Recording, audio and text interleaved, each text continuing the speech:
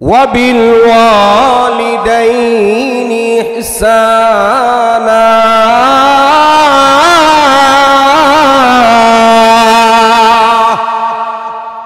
আল্লাহ রাব্বুল আলামিন বলেন, হে দুনিয়ার ইমানদার মুমিন মুসলমান, আমি আল্লাহ তোমার পিতা মাতার ব্যাপারে তুমি সন্তানকে 6 ধরনের হকের কথা বলেছি। 1 নাম্বার হকের কথা, 1 নাম্বার অধিকারের কথা হলো তুমি তোমার পিতা মাতার সাথে সুন্দর ব্যবহার করতে হবে, সুন্দর আচরণ করতে হবে। যেমন সুন্দর আচরণ আল্লাহ রাব্বুল আলামিন নির্দেশ দিয়েছেন। আল্লাহ রাব্বুল আলামিনের পয়গম্বর সাইয়্যিদুনা বিশ্বনবী রাহমাতুল লিল আলামিন করেছেন, বলেন সুবহানাল্লাহ। আল্লাহ নবী সাল্লাল্লাহু আলাইহি ওয়াসাল্লাম সাহাবায়ে কেরামের মজলিসের মধ্যে বসা এমত অবস্থায় একজন বৃদ্ধা মহিলা লাঠিতে বর করে করে আল্লাহর নবী সাল্লাল্লাহু আলাইহি সাল্লামের নিকট চলে আসছেন। আল্লাহর নবী সাল্লাল্লাহু আলাইহি সাল্লামের পরনে চাদর মুবারক ছিল, চাদর মুবারক উনি কুলে মাটিতে বিছায়া দিয়েছেন। বৃদ্ধ মহিলা ওই চাদরের মধ্যে বসছেন। উপস্থিত সাহাবায়ে কেরাম আশ্চর্য হয়ে গেছেন। ইয়া রাসূলুল্লাহ, ইয়া হাবিবাল্লাহ, ওগো আল্লাহর নবী, বিশ্ব নবী রাহমাতুল লিল আলামিন, আপনি ওই বৃদ্ধ মহিলার সম্মানার্থে আপনার পরনের চাদর মুবারক বিছায়া দিয়েছেন। এই মহিলার পরিচয় তো আমরা চিনি না, জানি না। এই মহিলাকে আপনি এত তাজিম করলেন, এত সুন্দর ব্যবহার মহিলার সাথে করলেন, কারণ কি? আল্লাহর নবী সাল্লাল্লাহু আলাইহি সাল্লাম বলেন, ও আমার সাহাবীরা, ওই মহিলার সম্পর্কে তোমরা জানো না, এই মহিলার পরিচয় তোমরা জানো না। এই মহিলা অন্য কেউ না, এই মহিলা হচ্ছে আমার দুধমাতা হালিমাতুস সাদিয়া, বলেন সুবহানাল্লাহ। হালিমাতুস সাদিয়া রাদিয়াল্লাহু তাআলা আনহার সম্মানার্থে আল্লাহর নবী এত ইজ্জত করেছেন, এত সম্মান করেছেন। এই কারণে আল্লাহ রাব্বুল আলামিন আমাদেরকে নির্দেশ দিয়েছেন, ওয়াবিল ওয়ালিদাইনি ইহসানা। আল্লাহ রাব্বুল আলামিন আমাদেরকে নির্দেশ দিয়েছেন, তোমার পিতা মাতার সাথে সুন্দর আচরণ করতে হবে, সুন্দর ব্যবহার করতে হবে, বলেন সুবহানাল্লাহ। এরপরে 2 নাম্বার আল্লাহ রাব্বুল আলামিন 2 নাম্বার নির্দেশ দিয়েছেন, ওই পিতা মাতার ভিতরে যদি 2 জনের কোনো একজনকে তুমি জীবদ্দশায় পাও, 2 জনের একজনকে তুমি জীবিত পাও, তাহলে তাদের সেবা, তাদের খেদমত, তাদের যত্ন এমনভাবে করতে হবে, সেবা যত্ন করার বিনিময় যদি কষ্টও হয়, এ সন্তান তোমার কষ্ট আসার পরেও সামান্যটুক এই কষ্ট বুকের মধ্যে চাপায় রাখতে হবে। মুখ দিয়ে স্পর্শ করা যাবে না, স্পষ্ট করে উচ্চারণ করা যাবে না। উফফি ওয়ালা তানহারহুমা, উফ পর্যন্ত ব্যবহার করতে পারবে না। পিতা মাতার সেবা করলে, যত্ন করলে, তারা যখন বৃদ্ধ হয়ে যায়, বয়স্ক হয়ে যায়, বৃদ্ধ হয়ে গেলে, বয়স্ক হয়ে গেলে পিতা মাতা সন্তানের মতো হয়ে যায়, ছোট ছোট অবুঝ বাচ্চার মতো হয়ে যায়। বার্ধক্য থাকার কারণে, বয়স হওয়ার কারণে যা তা ব্যবহার অনেক সময় করে, খাওয়ার পরে বয়ে কাইছি না, আছে না নাই? বৃদ্ধ হয়ে গেলে অনেক সময় খাওয়ার পরে কই কাইছি না, পরিচয় কয় কে, আমি আপনার সন্তান। আবার 10 মিনিট পরে গুরান দিয়ে এসে কয়, তুমি কে? আমি তো আপনার ছেলে অমুক। কথাটা বলে ঠিক কিনা? কারণ এই যে পিতা মাতা বয়স্ক হয়ে গেছে, বয়স হওয়ার কারণে ছোট ছোট বাচ্চাদের যেমন অবুঝ আচরণ হয়, পিতা মাতার আচরণটা এরকম অবুঝ হইতে পারে। পিতা মাতার সেবা যত্ন করতে করতে, পেশাব পায়খানা শরীরের মধ্যে, ঘরের মধ্যে করতে করতে যদি এরকম বিরক্ত এসে যায়, কষ্ট এসে যায়, তুমি সন্তান সাবধান। এই বিরক্ত সূচক শব্দ তুমি তোমার এই মুখ দিয়া তোমার পিতা মাতার সামনে উচ্চারণ করার মতো অধিকার আমি আল্লাহ তাআলা দেই নাই, বলেন সুবহানাল্লাহ। জিব বিসমিল্লাহির রহমানির রহিম। وقضى ربك ألا تعبدوا إلا إياه وبالوالدين إحسانا. وقال النبي صلى الله عليه وسلم الجنة تحت أقدام الأمهات أو كما قال عليه الصلاة والسلام. صلى الله على سيدنا ومولانا محمد وعلى آله وأصحابه وسلم इलाही दिखा दे हमें दियारे मदीना बनाने हमें गुबारे मदीना बलगल उला बि कमालिही कशफत दुजा बि जमालिही हसनत जमीउ खिसालिही सल्लु अलैहि व आलि। मोहब्बतेर साथे सकले पড়ি, একটু সামনে আমরা আগাই। লা ইলাহা ইল্লাল্লাহ লা ইলাহা ইল্লাল্লাহ লা ইলাহা ইল্লাল্লাহ লা ইলাহা ইল্লাল্লাহ সুবহানাল্লাহ আলহামদুলিল্লাহ লা ইলাহা ইল্লাল্লাহ লা ইলাহা ইল্লাল্লাহ লা ইলাহা ইল্লাল্লাহ আল্লাহু আল্লাহ আল্লাহু আল্লাহ আল্লাহু আল্লাহ আল্লাহু আল্লাহ লা ইলাহা ইল্লাল্লাহ মুহাম্মাদুর রাসূলুল্লাহ সাল্লাল্লাহু আলাইহি ওয়াসাল্লাম। লংপুর বাইতুল মনির জামে মসজিদ ও যুব সমাজের উদ্যোগে নবম বার্ষিক ইসলামী মহাসম্মেলন। আজকের এই ইসলামী মহাসম্মেলনের শ্রদ্ধাভাজন সভাপতি হযরতুল আল্লাম হযরত মাওলানা নুরুল ইসলাম সাহেব, আমার উস্তাদ দামাত বারাকাতুহুম, প্রধান আকর্ষণ, বিশেষ আকর্ষক ও আমন্ত্রিত উলামা একরাম, আমার সামনে উপস্থিত দিনপ্রিয় ইসলাম প্রিয় সর্বস্তরের তাওহীদি জনতা, পর্দার অত্যন্ত শ্রদ্ধা ও মা ও বোনেরা, সম্মানিত হাজিরিন, আমি আপনাদের সম্মুখে পবিত্র কোরআনুল কারীমের 15 নম্বর পাড়ার 17 নম্বর সূরার 23 নম্বর আয়াতে পাক তেলাওয়াত করেছি। পাশাপাশি হায়াতুন নবী, জিন্দা নবী, রহমাতুল লিল আলামিন, সাইয়্যিদুল মুরসালিন জনাব মুহাম্মদুর রাসূলুল্লাহ সকলে পড়ি সাল্লাল্লাহু আলাইহি ওয়াসাল্লাম। রাসূল আকরাম সাল্লাল্লাহু আলাইহি ওয়াসাল্লামের অসংখ্য অগণিত হাদিসে ভান্ডার থেকে আয়াতের সাথে সামঞ্জস্য রেখে একখানা হাদিসে মুবারক তেলাওয়াত করেছি।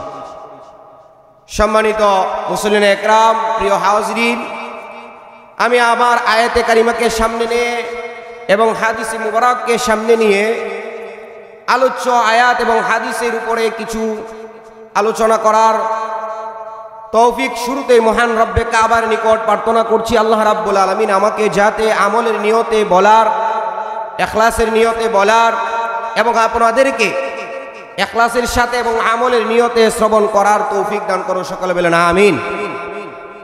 এই যে মাইক ভাই একটু দিকে আসে। তো সম্মানিত মুসলিম একরাম, আমি লম্বা চড়া ভূমিকা না নিয়েই সরাসরি আমার আয়াতের দিকে প্রবেশ করতেছি। আল্লাহ রাব্বুল আলামিন আমার ওই তেলাওয়াতকৃত সূরা বনি ইসরাঈলের 23 নম্বর আয়াতে পাকের শুরুতে আল্লাহ রাব্বুল আলামিন বলেন, ওয়া ক্বাদা রাব্বুকা আল্লা তা'বুদু ইল্লা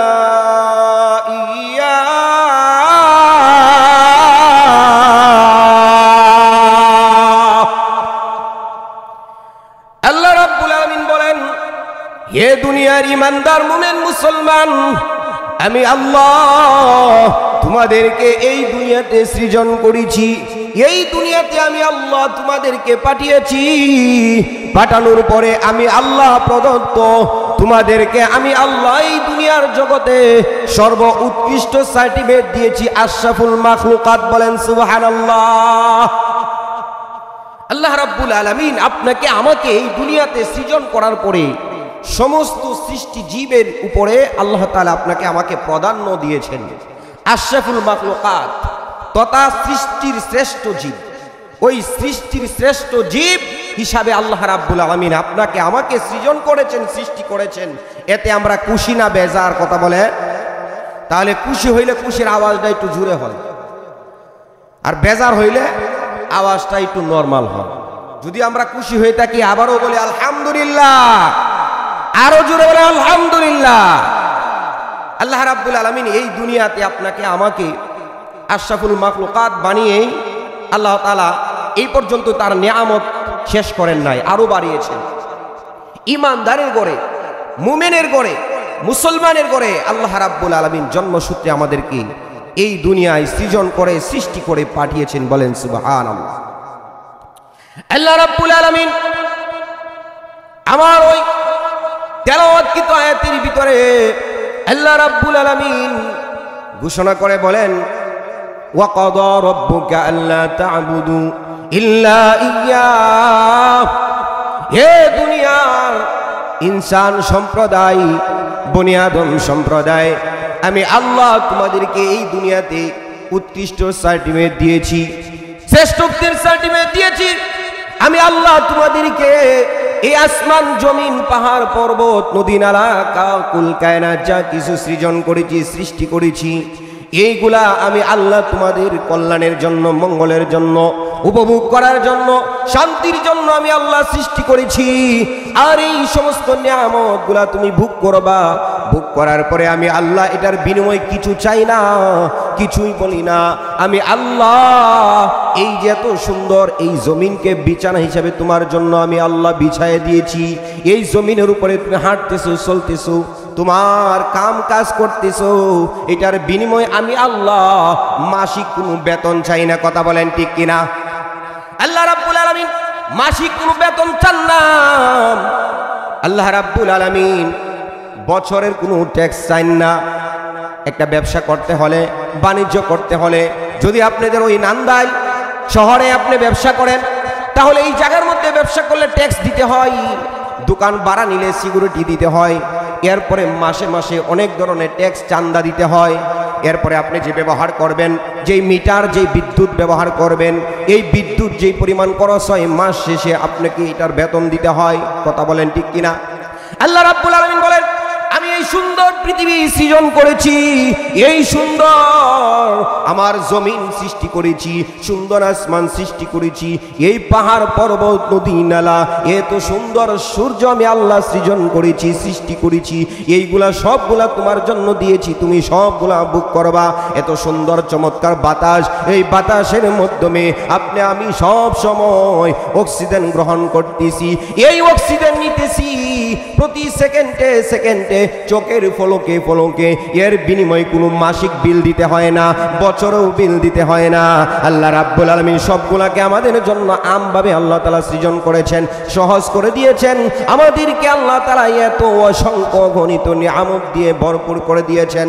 আল্লাহ রাব্বুল আলামিন বলেন, আমি আল্লাহ এত পরিমাণ অসংখ্য গণিত নিয়ামত তোমাদেরকে দিয়েছি। এ দুনিয়ার বান্দা বান্দিরা, তুমি আমি আল্লাহর প্রদত্ত এই নিয়ামতগুলা একটা একটা করে যদি গণনা করতে থাকো, তাহলে তোমার গণনা করার সংখ্যা শেষ হয়ে যাবে। আমি আল্লাহর এই সমস্ত প্রশংসা কখনো শেষ করতে পারবা না। বলেন সুবহানাল্লাহ। ওয়া ইন তাউদ্দু নি'মাতাল্লাহি লা তুহসুহা।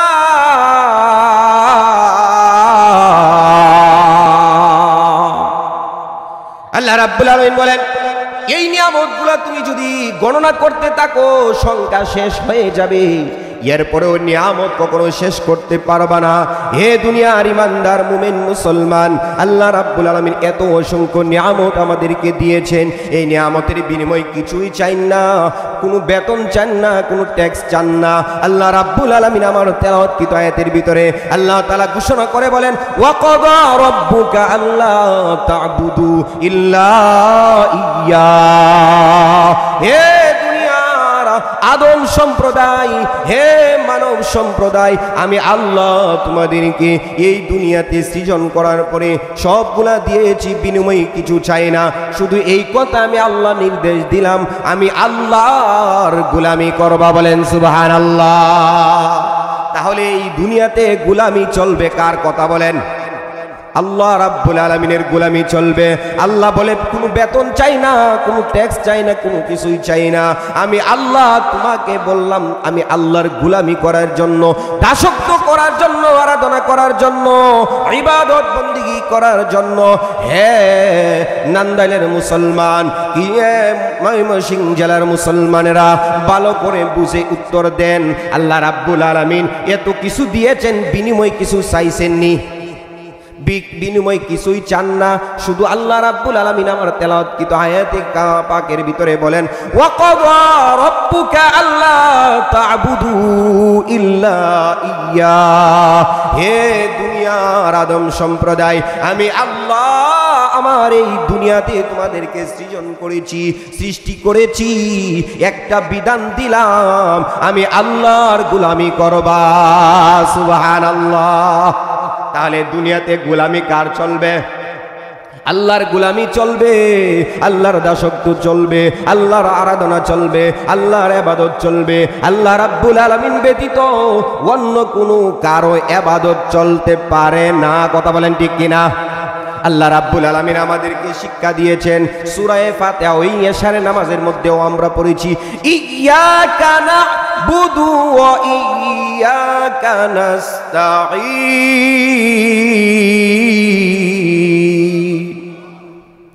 আল্লাহ রাব্বুল আলামিনের কুদরতির সামনে দাঁড়িয়ে আমরা রুকু করেছি, সেজদা করেছি, কিয়াম করেছি। কিয়ামের মধ্যে সূরা ফাতিহার মধ্যে এই সাক্ষী দিয়েছি, ঘোষণা করেছি, ও দয়াময় আল্লাহ, ইয়্যাকা না'বুদু ওয়া ইয়্যাকা নাস্তাঈন। আমরা তো তোমার এই দাসত্ব করি, তোমার এই ইবাদত করি, তোমার এই গোলামি করি। ওয়া ইয়্যাকা নাস্তাঈন, এবং তোমার নিকটেই সাহায্য চাই। কথা বলেন ঠিক কিনা? তাহলে দাসত্ব করি আল্লাহর। আল্লাহ তাআলা এই কয়টাই বলেছে, তুমি নামাজের মধ্যে দাঁড়িয়ে এই কথার সাক্ষী দাও, এই কথার ঘোষণা করো, আমি আল্লাহর দাসত্ব করতে হবে, আমি আল্লাহর গোলামি করতে হবে, আমি আল্লাহর দাসত্ব গোলামি করি। এই কথা আমরা প্রতিদিন সূরা ফাতিহার মধ্যে আমরা তেলাওয়াত করে এই কথার সাক্ষী দেই, ঘোষণা করি। হে দুনিয়ার মুমিন মুসলমান, ভালো করে বুঝেন, আল্লাহ রাব্বুল আলামিন এই দুনিয়ায় এই দ্বারাই আপনাকে আমাকে সৃজন করেছেন আল্লাহর দাসত্ব করার জন্য। আল্লাহ তাআলা আমাদেরকে নির্দেশ দিয়েছেন আল্লাহর দাসত্ব কত সময় পর্যন্ত করতে হবে? একদিন, এক সপ্তাহ, এক মাস, এক বছর, এইটার সময় কত কত।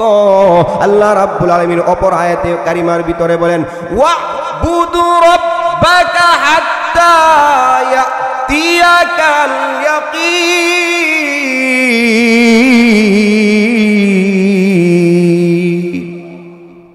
আল্লাহ রাব্বুল আলামিন বলেন, হে দুনিয়ার ইমানদার, হে দুনিয়ার মুমিন মুসলমান, হে নান্দালের মুসলমান, আমি আল্লাহর দাসত্ব করবা তত সময় পর্যন্ত, হাত্তা ইয়াতিয়াকাল ইয়াকিন, ওয়া'বুদু রাব্বাকা হাত্তা ইয়াতিয়াকাল ইয়াকিন। তোমার মৃত্যুর আগ পর্যন্ত আমি আল্লাহর দাসত্ব, আমি আল্লাহর গোলামি করবা। বলেন সুবহানাল্লাহ। তাহলে আল্লাহ তাআলার দাসত্ব, আল্লাহর গোলামি করার জন্য আল্লাহ তাআলা সময়ও দিয়েছেন। কত? একদিন, এক সপ্তাহ, এক মাস, এক বছর না, না। আল্লাহ রাব্বুল আলামিন আমার এই 3.5 হাত বডির ভিতরে যে ইঞ্জিনের মাধ্যমে কথা চলতেছে, আত্মা রূহ, এই আত্মা রূহ যতক্ষণ পর্যন্ত থাকবে, আমার শরীরে যতক্ষণ পর্যন্ত প্রাণ থাকবে, ততক্ষণ পর্যন্ত আমি আমার রবের ইবাদত করব। কথা বলেন ঠিক কিনা? আল্লাহ রাব্বুল আলামিন এই কথাই বলেন, ওয়া ক্বাদা রাব্বুকা আল্লা তা'বুদু ইল্লা ইয়্যা। হে দুনিয়ার ইমানদার মুমিন মুসলমান, আমি আল্লাহ তোমাদেরকে নির্দেশ দিলাম, হে আদম সম্প্রদায়, আমি আল্লাহর ইবাদত করবা, আমি আল্লাহর ইবাদত একমাত্র আমি আল্লাহর গোলামি করবা। আমি আল্লাহর ইবাদত ছাড়া দুনিয়ার অন্য কোনো ইবাদত চলবে না। কোনো মানবের সামনে মাথা ঝুঁকানো যাবে না। আপনাকে আমাকে আল্লাহ রাব্বুল আলামিন যে চেহারা দান করেছেন, চেহারার ভিতরে সুন্দর কপাল দিয়েছেন, এই কপাল দুনিয়ার কারো সামনে নত করা যাবে না। একমাত্র আপনি আমার দয়াময় আল্লাহ রাব্বুল আলামিন, ওই আল্লাহ তাআলার কুদরতি পায়ের সামনে রুকু করব, সেজদা করব। কথা বলেন ঠিক কিনা? মানুষ মানুষকে সেজদা করতে পারে না, মানুষ মানুষকে রুকু করতে পারে না, মানুষ মানুষের সামনে মাথা ঝুঁকাইতে পারে না। কথা বলেন ঠিক কিনা? প্রিয় হাজিরিন, তাহলে মুফাসসির ইকরাম বলেন, ওই আয়াতের ভিতরে আল্লাহ রাব্বুল আলামিন আল্লাহ তাআলা দুনিয়ার বান্দা বান্দীদের উপরে দুই প্রকারের হকের কথা আল্লাহ তাআলা বলেছেন। একটা হকের নাম হচ্ছে হকুল্লাহ, আল্লাহর হক, আল্লাহর পাওনা, আল্লাহর অধিকার। আরেকটা হকের নাম হইল হকুল ইবাদ, বান্দা বান্দীদের হক, বান্দা বান্দীদের পাওনা। কথা বলেন ঠিক কিনা? আল্লাহর ইবাদত, এরপরে বান্দা বান্দীদের হক, আল্লাহর হক এবং বান্দা বান্দীদের হক। আল্লাহর হকের কথা আল্লাহ তাআলা প্রথমে আলোচনা করেছেন, হে দুনিয়ার মানব সম্প্রদায়, আমি আল্লাহর দাসত্ব, আমি আল্লাহর গুলামি একমাত্র করবা। আমি আল্লাহর দাসত্ব গুলামি ছাড়া অন্য কারো গুলামি চলতে পারে না। কারো সামনে আমি আল্লাহ প্রদত্ত এই তোমার এই পবিত্র চেহারা, এই কপাল দেখাইতে পারো না। কাউকে তুমি রুকু করতে পারো না, সেজদা করতে পারো না। যদি রুকু করো, সেজদা করো, আমি আল্লাহর সামনে করবা। আল্লাহ রাব্বুল আলামিন বলেন, ওয়াসজুদ ওয়াকতারিব, বান্দা বান্দি যখন নামাজের মধ্যে দাঁড়িয়ে মালিককে সেজদা করে, মালিককে রুকু করে, তখন তার মালিকের নিকটবর্তী হয়ে যায়। বলেন সুবহানাল্লাহ। প্রিয় হাজিরিন, সম্মানিত মুসল্লিনে একরাম, নওজোয়ান যুবক ভাইয়েরা, এই কারণে আমরা আজকে আমাদের ইবাদত বন্দিগি করি, কিন্তু ইবাদত যে একমাত্র আল্লাহর করতে হবে, আল্লাহর পরিবর্তে আমরা আরো বিভিন্ন জায়গায় জায়গায় বিভিন্ন দরগা পূজা, বিভিন্ন মাজার পূজার মধ্যেও যাই, মানুষ মানুষকে সেজদা করি। কথা বলেন ঠিক কিনা? এই কারণে আল্লাহ বলেন, এই দুনিয়াতে আমি আল্লাহ তোমাদেরকে সৃজন করেছি, সৃষ্টি করেছি, আমি আল্লাহ তোমার খালিক, আমি আল্লাহ তোমার মালিক। সুতরাং আমি আল্লাহর দাসত্ব গুলামি ব্যতীত অন্য কারো দাসত্ব গুলামি চলবে না। বলেন সুবহানাল্লাহ। এরপরে আল্লাহ রাব্বুল আলামিনের হকের পরে আল্লাহ রাব্বুল আলামিন বলেন, এই দুনিয়াতে বান্দা বান্দীদের হক রয়েছে। বান্দা বান্দীদের হকের ব্যাপারে সন্তান, তার পিতা মাতার হক সবচেয়ে বেশি। একজন সন্তানের উপরে আমি যে সন্তান, আমি এই সন্তানের উপরে আমার পিতা মাতার হক অধিকার বেশি রয়েছে। আমার আল্লাহ রাব্বুল আলামিন বলেন, এই দুনিয়াতে সৃষ্টিজীবের ভিতরে, মানুষের ভিতরে যে হক রয়েছে, হকের ভিতরে সবচেয়ে দামি হকের নাম হচ্ছে সন্তান। তোমার উপরে তোমার পিতা মাতার অধিকার, পিতা মাতার হক। আল্লাহ রাব্বুল আলামিনের হকের পরে, আল্লাহর দাসত্ব গোলামির পরে আল্লাহ রাব্বুল আলামিন ঘোষণা করেছেন, ওয়া বিল ওয়ালিদাইনি ইহসানা। আল্লাহ রাব্বুল আলামিন বলেন, হে দুনিয়ার আদম সম্প্রদায়, মানব সম্প্রদায়, এই দুনিয়াতে আমি আল্লাহর দাসত্ব গোলামি করার পরে ও এক নাম্বার আমি আল্লাহ নির্দেশ দিলাম, আমার দাসত্ব গোলামি করবা। দুই নাম্বার, ওয়াবিল ওয়ালিদাইনি ইহসানা, তোমার পিতা মাতার সাথে হুসনে সুলুক, সুন্দর আচরণ, সুন্দর ব্যবহার করার জন্য আমি আল্লাহ আমার ইবাদতের পরে স্থান দিয়েছি। কথা বলেন সুবহানাল্লাহ। এই কারণে আল্লাহ তাআলার দাসত্ব, আল্লাহর গোলামির পরের পিতা মাতার হক, পিতা মাতার অধিকারের কথা আল্লাহ তাআলা আলোচনা করেছেন। মুফাসসির ইকরাম বলেন, আল্লাহ তাআলার হক যেমন গুরুত্ব আল্লাহ তাআলার নিকট, একজন সন্তান তার পিতা মাতার হক আদায়ের ব্যাপারে আল্লাহর ইবাদত বন্দেগী যেমনি গুরুত্ব দিয়ে আদায় করবে, তার পিতা মাতার সেবা যত্ন সে এইভাবেই করতে হবে। বলেন সুবহানাল্লাহ। আল্লাহ রাব্বুল আলামিন আমার ওই তেলাওয়াতকৃত আয়াতের দ্বিতীয় অংশে পিতা মাতার ব্যাপারে আল্লাহ রাব্বুল আলামিন 6টা নির্দেশ দিয়েছেন। কয়টা নির্দেশ? 6টা নির্দেশ। একজন সন্তান তার পিতা মাতার সাথে 6 ধরনের আচরণ করতে হবে। 6 ধরনের হক, 6 ধরনের পাওনা রয়েছে। 6 ধরনের পাওনা হক আদায় করতে হবে। পিতা মাতা যদি জীবিত থাকে, জীবিত অবস্থায় 5 প্রকারের হক, 5 প্রকারের অধিকার, 5 প্রকারের দায়িত্ব, কর্তব্য। আর যদি দুনিয়াতে না থাকে, মারা যায়, তাহলে মারা যাওয়ার পরে 1 ধরনের হক রয়েছে, 1 ধরনের অধিকার রয়েছে। ওই 6 নাম্বার 6টা দায়িত্বের ভিতরে প্রথম নাম্বার, আমি সন্তানের উপরে আমার পিতামাতার 1 নাম্বার দায়িত্ব এবং কর্তব্যর নাম হলো, আল্লাহ রাব্বুল আলামিন ঘোষণা করেছেন, ওয়াবিল ওয়ালিদাইনি ইহসানা। আল্লাহ রাব্বুল আলামিন বলেন, হে দুনিয়ার আদম সম্প্রদায়, আমি আমি আল্লাহ আমার দাসত্ব গোলামি করার পরে তুমি সন্তান হয়ে তোমার পিতা মাতার ব্যাপারে 6 প্রকারের অধিকার, 6 প্রকারের দায়িত্ব, 6 প্রকারের হক রয়েছে। এর ভিতরে 1 নাম্বার দায়িত্ব এবং কর্তব্যের নাম হলো পিতা মাতার সাথে সুন্দর ব্যবহার করতে হবে, সুন্দর আচরণ করতে হবে, হুসনে সুলুক আচরণ করতে হবে। এই কারণে আমি যে সন্তান, আমার পিতা মাতার সাথে যা তা ব্যবহার করা যাবে না, সুন্দর ব্যবহার করতে হবে। কথা বলেন, সুন্দর ব্যবহার করতে হবে, পিতামাতার সেবা করতে হবে, পিতামাতার খেদমত করতে হবে। পিতামাতার সেবা কেমনে করতে হবে? আল্লাহ রাব্বুল আলামিন এই নির্দেশটাও দিয়েছেন পিতামাতার সেবা করার জন্য। আল্লাহ রাব্বুল আলামিন পরের অংশে আল্লাহ তাআলা বলেছেন, ওয়াবিল ওয়ালিদাইনি ইহসানা ইম্মা ইয়াবলুগান্না ইনদাকাল কিবারা আহাদুহুমা আও কিলাহুমা ফালা তাকুল লাহুমা فلا تقل لهما أف ولا تنهرهما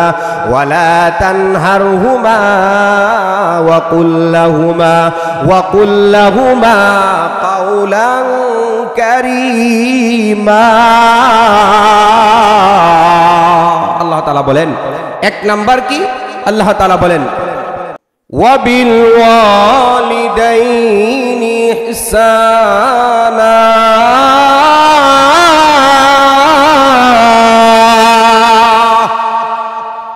আল্লাহ রাব্বুল আলামিন বলেন, হে দুনিয়ার ইমানদার মুমিন মুসলমান, আমি আল্লাহ তোমার পিতা মাতার ব্যাপারে তুমি সন্তানকে 6 ধরনের হকের কথা বলেছি।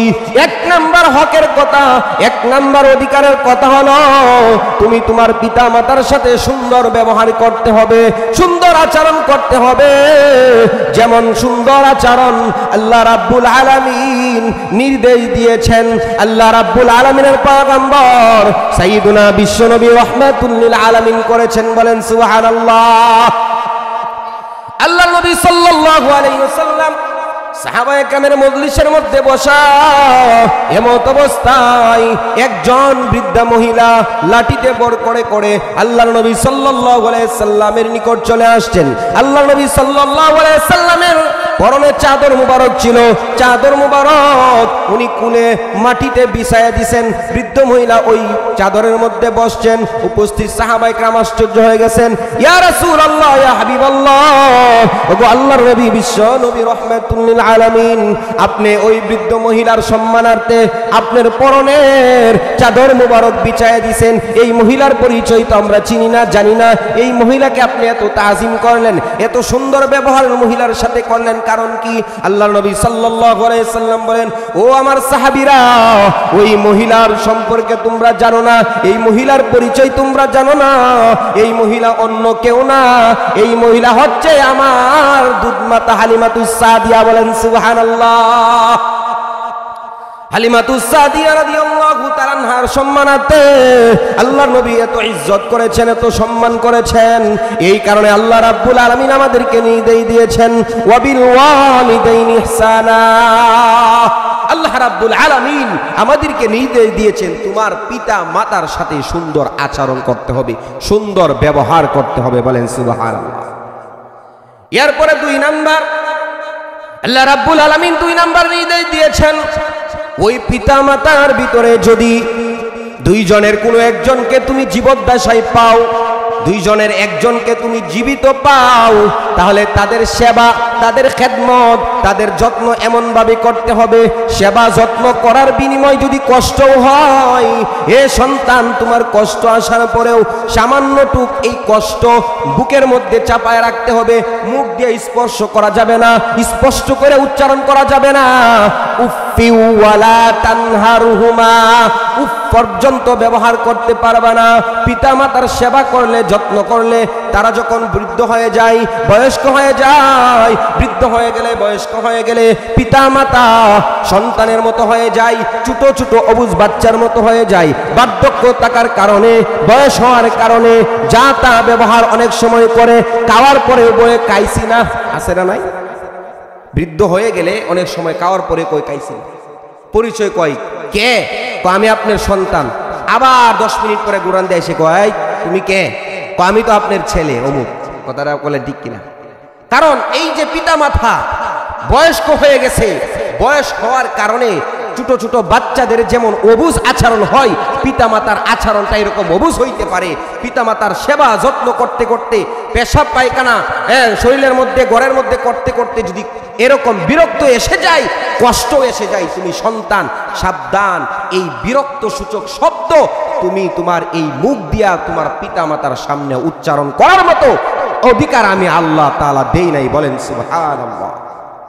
কষ্ট এটা ভিতরে রাখতে হবে। উফিউ, উফ শব্দটা, উফ আহ, আমরা অনেক সময় বিরক্ত হইলে, দুঃখ পাইলে, আঘাত পাইলে, উষ্টা খাইলে আমরা কি বলি? উফ আহ, এরকম শব্দ বলি না?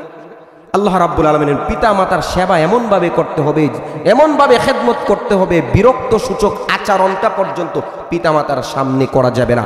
অর্থাৎ পিতা মাতাকে এমন ভাবে তুমি সেবা করবা, যত্ন করবা, দিল কইলা। বলেন সুবহানাল্লাহ। এই কারণে এ নান্দালের মুসল্লিরা একরাম, আল্লাহ রাব্বুল আলামিনের জলিলুল কদর বিশ্ব নবী রাহমাতুল লিল আলামিনের পূর্বের পয়গম্বর ছিলেন সাইয়্যিদুনা হযরত মূসা আলাইহিস সালাতু ওয়াস সালাম। আল্লাহর পয়গম্বর মূসা আলাইহিস সালাতু ওয়াস সালাম আল্লাহ রাব্বুল আলামিনের নিকট দোয়া করেছেন, হে দয়াময় রব্বে কারীম, আমাকে যেহেতু আপনি পয়গম্বর হিসাবে মনোনয়ন করেছেন, নিযুক্ত করেছেন, সুতরাং আল্লাহ রাব্বুল আলামিন তাহলে আপনি তো অবশ্যই আমাকে জান্নাত দিবেন। আল্লাহ, তাহলে আমি যে জান্নাতের মধ্যে থাকবো, আমার ওই জান্নাতের মধ্যে থাকার সময় আমার জান্নাতের সাথী কে হবে? আল্লাহ তার পরিচয়টা একটু জানতে চাই।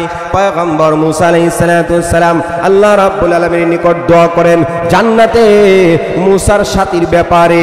আল্লাহ রাব্বুল আলামিন লম্বা চড়া ঘটনা আল্লাহ রাব্বুল আলামিন জানায় দিলেন, ওগো আমার পয়গম্বর মূসা, তোমার সাথী জান্নাতের মধ্যে যেই সাথী থাকবে, তোমার যেই বন্ধু হবে, তুমি মনে করছো এই দুনিয়ার মধ্যে কোনো স্পেশাল মেহমান হবে?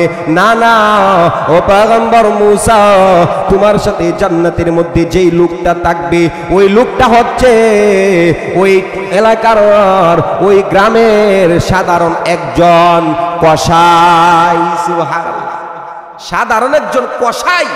এই কথা শুনে মূসা আলাইহিস সালাতু ওয়াস সালাম আশ্চর্য হয়ে গেছেন। একজন কসাই ব্যক্তি আমার সাথে জান্নাতে থাকবে, তাহলে এই কসাই ব্যক্তি কি আমল করে? তার সাথে আমার সাক্ষাৎ করার দরকার, তার পরিচয়, তার সাথে কথোপকথন, তার কি গোপন আমল, যে আমলের বিনিময়ে সে আমার সাথে জান্নাতে থাকবে। আল্লাহ, তার পরিচয়টা একটু দিয়ে দাও। আল্লাহ রাব্বুল আলামিন তার পরিচয় দিয়ে দিলেন, এলাকার নামটাও বলে দিচ্ছেন, অমুক শহরে অমুক বাজারে সে প্রতিদিন গুস্ত কাটে। ওই কসাই তার চেহারার আকার আকৃতি, নাম, ঠিকানা সবগুলা মূসা আলাইহিস সালাতু ওয়াস সালামকে আল্লাহ তাআলা ওহীর মাধ্যমে জানিয়ে দিলেন। পয়গম্বর মূসা আলাইহিস সালাতু ওয়াস সালাম ওই লোকটার ঠিকানা পেয়ে বের হয়েছেন তার সন্ধানে। পয়গম্বর মূসা আলাইহিস সালাতু ওয়াস সালাম ওই কসাই ব্যক্তির তালাশে বের হলেন। খুঁজতে খুঁজতে যাইতে যাইতে ওই নির্ধারিত স্থানের মধ্যে গেলেন। ওই শহরে, ওই এলাকার বাজারের মধ্যে গিয়ে অমুক নামে অমুক লোকটাকে তালাশ করলেন। এরপরে সন্ধান পায়া লোকের চেহারা, আকার, আকৃতি আল্লাহ তাআলা আগে বিবরণ দিয়ে দিলেন। পয়গম্বর মূসা আলাইহিস সালাতু ওয়াস সালাম ওই লোকটার পরিচয় পাইলেন। এরপরে সালাম দিয়া এরপরে বলতেছেন, আমি বিনদেশ থেকে আসছি, 14 একজন মুসাফির। পয়গম্বর ওনার পরিচয়টা গোপন রেখে বলেন, হে ভাই কসাই, আমি আপনার বাড়িতে থাকতে চাই মেহমান হয়ে, মেহমানদারি করবেন? কহা মেহমানদারি করব, আসেন। যখন সকালবেলা গুস্ত কাটিয়া সন্ধ্যাবেলায় দোকান ক্লোজ কইরা বন্ধ করিয়া বাড়ির দিকে রওনা হয়। পয়গম্বর মূসা আলাইহিস সালাতু ওয়াস সালাম ওই কসাইয়ের সাথে চলতেছেন। ও সারা দিন থেকে মূসা আলাইহিস সালাতু ওয়াস সালাম কসাই কি আমল করে, যে আমলের বিনিময়ে আমার সাথে জান্নাতের মেহমান হয়ে যাবে, বুঝতেছি কোনো আমল তো পাইতেছে না। শেষ পর্যন্ত বাড়িতে গেল। বাড়িতে যাওয়ার পরে উনি মেহমান হিসাবে থাকলেন, মেহমান হিসাবে রাত্রি যাপন করলেন। একদিন চলে গেল, দ্বিতীয় দিন আবার বলছেন, আমি তো মেহমান হিসাবে আবারও দ্বিতীয় দিন আপনার বাড়িতে থাকতে চাই। ঠিক আছে, দ্বিতীয় দিন অনুমতি দেওয়া হইল। এইভাবে দ্বিতীয় দিন ওই কসাই ব্যক্তি কি আমল করে, আমল খুঁজতেছে পয়গম্বর মূসা আলাইহিস সালাতু ওয়াস সালাম, আমল পাওয়া যাচ্ছে না। শেষ পর্যন্ত 3 দিন মেহমান হিসাবে বসে থাকলেন। তৃতীয় দিন দেখলেন ওই কসাই ব্যক্তি বাজারে গোশত কাটার পরে গোশতের নরম টুকরাগুলা ছোট ছোট করিয়া পলিথিনের মধ্যে প্যাকেটের মধ্যে ভরে আর এইগুলা সংরক্ষণ করিয়া রাত্রিবেলায় সন্ধ্যাবেলায় বাড়িতে গিয়া নিজের হাতে পাকশাক করিয়া তার বৃদ্ধা মাকে হাতে লুকমা উঠায়া খাওয়ায়। সুবহানাল্লাহ। আর বৃদ্ধ মা এই কানা কায়া প্রত্যেকটা লুকমার বিনিময়ে আল্লাহ রাব্বুল আলামিনের নিকট দোয়া করে, ওগো আল্লাহ আমার এই সন্তানটাকে আমাদের জমানার পয়গম্বর মুসা আলাইহিস সালাতু ওয়াস সালামের সাথে জান্নাতে বসবাসের তৌফিক দিও। সুবহানাল্লাহ। পয়গম্বর মুসা আলাইহিস সালাতু ওয়াস সালাম বললেন, হে ভাই কসাই, 3 দিন ধরে আমি তোমার মেহমান হয়ে তোমার বাড়িতে থাকতেছি, কি আমল করো খুঁজতেছি পাচ্ছি না।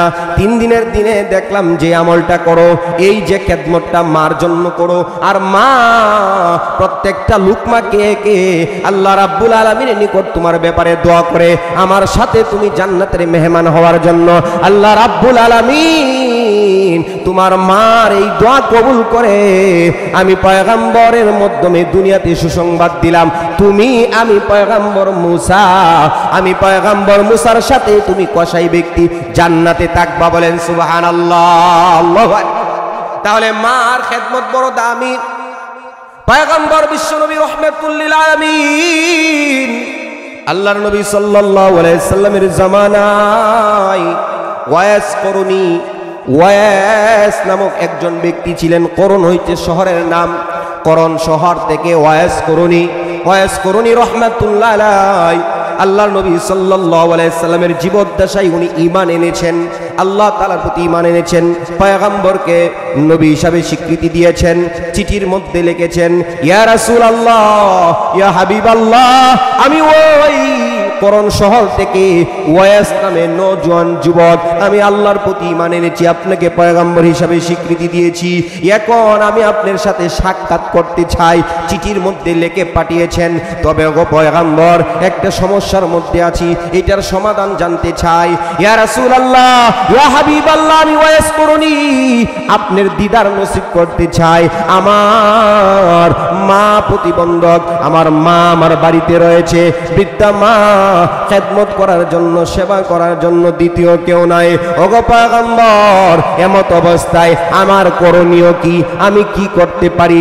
আপনার সাক্ষাতে যদি আসি আমার মার সেবা যত্ন কষ্ট হয়ে যাবে, দ্বিতীয় কেউ নাই, এখন এমত অবস্থায় আপনার সাক্ষাতে আসবো না মার খেদমত থাকবো জানতে চায়। পয়গম্বর আরবি সাল্লাল্লাহু আলাইহি সাল্লাম চিঠির ওপর পাতায় উত্তর লেখেন, হে ওয়াস করণী, হে নওজোয়ান যুবক, তুমি ওই করণ শহরের মধ্যে বসবাস করে তুমি তোমার মার খেদমতকে প্রাধান্য দাও, আমি নবীর দিদার থেকে, নবীর সাক্ষাৎ থেকে তুমি তোমার মার সেবা যত্নটাকে প্রাধান্য দাও। বলেন সুবহানাল্লাহ। আল্লাহর নবী সাল্লাল্লাহু আলাইহি সাল্লামের দিদারে যেখানে সাহাবী হচ্ছেন, সাহাবীর মর্তবা কত বেশি, কত মর্তবা, কত ইজ্জত, কত সম্মান, কত ফজিলত। জমানার শ্রেষ্ঠ বুজুর্গ আব্দুল কাদের জিলানী রাহমাতুল্লাহ আলাইহির শাগরিদ একদিন প্রশ্ন করেন, ওগো আল্লাহর তাআলার ওলি বড় পীর আব্দুল কাদের জিলানী রাহমাতুল্লাহ আলাইহি, আল্লাহর নবী সাল্লাল্লাহু আলাইহি সাল্লামের সাহাবীর মর্তবা বেশি না আপনার মর্যাদা বেশি? আপনার মর্তবা বেশি। আব্দুল কাদের জিলানী রাহমাতুল্লাহ আলাইহির শাগরিদে যখন এই প্রশ্ন করে তখন ওনার চেহারা পরিবর্তন হয়ে গেছে। উনি বলেন, হে আমার শাগরিদ, হে আমার ছাত্র, তুমি কার সাথে কার তুলনা দেও? কোথায় আকাশ আর কোথায় পাতাল? আকাশ আর পাতাল যেমন দূরত্ব, আল্লাহর নবী সাল্লাল্লাহু আলাইহি সাল্লামের সাহাবীর সাথে আমি আব্দুল কাদের মর্তবা জীবনও এক হইতে পারে না। ওগো আমার ছাত্র, আল্লাহর নবী সাল্লাল্লাহু আলাইহি সাল্লামের সাহাবায়ে একরামের ভিতরে এক একজন সাহাবীর এক এক ধরনের মর্তবা রয়েছে, একজনের উপরে আরেকজনের শ্রেষ্ঠত্ব রয়েছে। আল্লাহর নবী সাল্লাল্লাহু আলাইহি সাল্লাম 10 জন সাহাবীর ব্যাপারে জান্নাতের সার্টিফিকেট দিয়েছেন। বলেন বলেন সুবহানাল্লাহ। যাদেরকে আশারায়ে মুবাশশারা সাহাবী বলা হয়, আবু বকর ফিল জান্নাহ, ওমর ফিল জান্নাহ। আল্লাহর নবী সাল্লাল্লাহু আলাইহি ওয়াসাল্লাম এইভাবে 10 জন সাহাবীদেরকে জান্নাতের সার্টিফিকেট দিয়েছেন। আব্দুল কাদের জিলানী রাহমাতুল্লাহ আলাইহি বলেন, হে আমার ছাত্র, হে আমার শাগরিদ, আল্লাহর নবী সাল্লাল্লাহু আলাইহি ওয়াসাল্লামের একবারে ছোট থেকে ছোট একজন ছোট মর্যাদার সাহাবী যার ব্যাপারে বলা হয়েছে হযরত ওয়াসি রাদিয়াল্লাহু আনহু। এই ওয়াসি রাদিয়াল্লাহু আনহুর মর্তবা কত বেশি, হে আমার ছাত্র তুমি বুঝো। আল্লাহর নবী সাল্লাল্লাহু আলাইহি ওয়াসাল্লামের ওই সাহাবী ওয়াসি রাদিয়াল্লাহু আনহু যুদ্ধের ময়দানে আরোহণ করার সময়, চলার সময় উটের উপরে, ঘোড়ার উপরে যে আরোহণ করবে, চলবে, এই ঘোড়ার পায়ের মধ্যে যেই ধুলা বালু লাগবে, এই ধুলা বালু যদি একটা পাল্লার মধ্যে রাখা হয়, আর আমার মতো একজন নয়, দুইজন নয়, হাজার হাজার আব্দুল কাদের জিলানীকে যদি অপর একটা পাল্লার মধ্যে রাখা হয়, তাহলে আল্লাহর নবী সাল্লাল্লাহু আলাইহি ওয়াসাল্লামের সাহাবী যুদ্ধের ময়দানে যাওয়ার সময় ঘোড়ার পায়ের মধ্যে যেই বালুকণা লাগছে, ওই বালুকণার পাল্লাটা 1000 গুণ বেশি ভারী হয়ে যাবে। তাহলে আল্লাহর নবী সাল্লাল্লাহু আলাইহি ওয়াসাল্লামের সাহাবীদের কর্তব্য, আল্লাহ নবী সাল্লাল্লাহু আলাইহি ওয়াসাল্লাম এই জায়গায় বলেন, ওয়াস করুনি, তুমি তোমার মার সেবা করো, মার খেদমত করো, আমার সাথে তোমার দেখার প্রয়োজন নাই। আল্লাহ নবী সাল্লাল্লাহু আলাইহি ওয়াসাল্লামের সাক্ষাতে আসলেন না। আব্দুল কাদের জিলানী রাহমাতুল্লাহ আলাইহি সাহাবীর মর্তবা বুঝায়া দিবেন কত মর্তবাশীল। আর এই দিক থেকে হযরতে ওয়াস করুনি রাহমাতুল্লাহ আলাইহি সাহাবীর মর্তবা উনি অর্জন করেন নাই, কিন্তু আল্লাহর নবী সাল্লাল্লাহু আলাইহি ওয়াসাল্লাম ওই হযরতে ওয়াস করুনি রাহমাতুল্লাহ আলাইহির ব্যাপারে বলে গিয়েছেন। উনার সাহাবী হযরতে ওমর রাদিয়াল্লাহু আনহুকে বলেন, হে ওমর, আমার ইন্তেকালের পরে ওই করণ শহর থেকে ওয়াস নামে একজন আল্লাহর বান্দা, আমি রাসূলের পাগল পাড়া, সে আসবে আমার দিদারে, আমার সাক্ষাতে, আমার মদিনার জিয়ারতে। যদি তুমি তার সাক্ষাৎ পাও, তাহলে তুমি তার কাছ থেকে তোমার নিজের জন্য দোয়া নিও। বলেন সুবহানাল্লাহ।